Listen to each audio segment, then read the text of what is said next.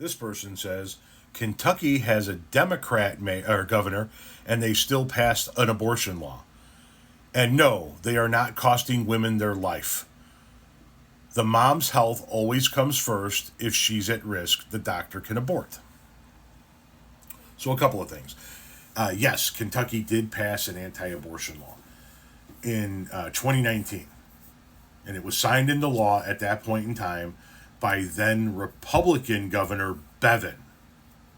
Andy Beshear, the current Democratic governor, did not take his seat until December of 2019 after that was done. So you trying to conflate the fact that a Democratic governor presides over Kentucky and still passed an abortion law is inaccurate. It was passed before he became the governor.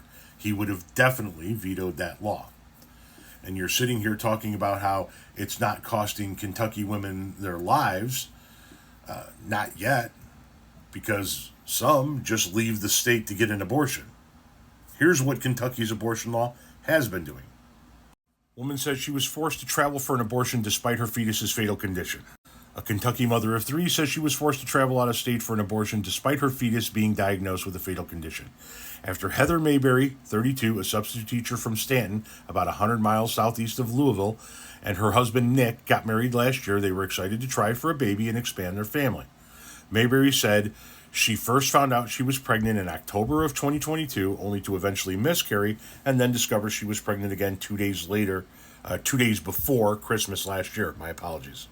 It was a difficult pregnancy for Mayberry. She was at first diagnosed with, I don't know how to pronounce that, so I'm not going to, which is a severe type of nausea and vomiting that occurs during pregnancy. She was put on several medications before she began to feel better, medical records viewed by ABC News shows.